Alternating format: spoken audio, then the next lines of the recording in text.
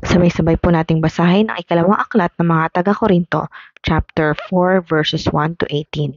Dahil sa habag ng Diyos, ibinigay niya sa amin ang paglilingkod na ito, kaya't hindi humihina ang aming loob. Tinalikuran namin ang lahat ng lihim at kahiyahiyang gawain. Hindi kami nanloloko ng mga tao at hindi namin pinipilipit ang salita ng Diyos. Sa halip, hayagan naming ipinapangaral ang katotohanan at ito'y alam ng Diyos, kaya't handa kaming pahatol kanino man. Kung may tabing pa ang magandang balitang ipinapahayag namin, ito'y natatabingan lamang para sa mga napapahamak.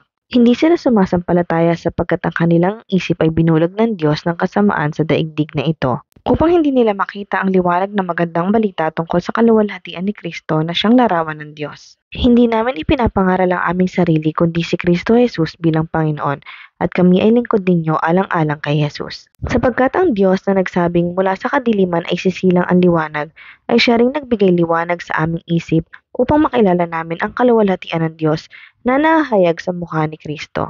Ngunit kaming pinagkalooban ng kayamanang espiritual na ito ay hamak na sisidlan lamang tulad ng mga palayok, upang ipakilalang ang dakilang kapangyarihang ito ay sa Diyos at hindi sa amin. Kabi-kabilaan ang pagpapahirap sa amin ngunit di kami nalulupig, kung minsa'y nababagabag kami ngunit di nawawalan ng pag-asa. Inuusig kami ngunit hindi kami pinababayaan ng Panginoon, napapabagsak kami ngunit di tuluyang napapatay.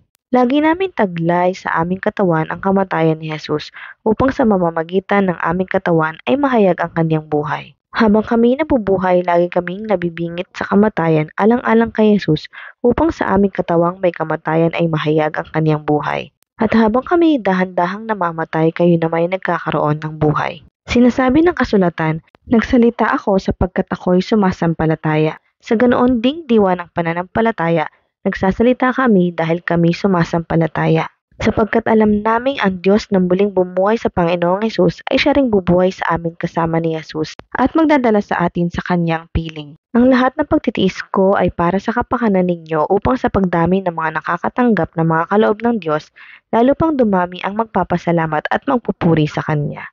Kaya't hindi kami nasisiraan ng loob kahit na humihina ang aming katawang lupa, patuloy namang lumalakas ang aming espiritu araw-araw. Ang bahagya at panandaliang kapighatiang dinaranas namin ngayon ay magbubunga ng kagalakang walang hanggan at walang katulad. Kaya't ang paningin namin ay nakatuon sa mga bagay na di nakikita at hindi sa mga bagay na nakikita, sapagkat panandalian lamang ang mga bagay na nakikita, ngunit walang hanggan ang mga bagay na di nakikita.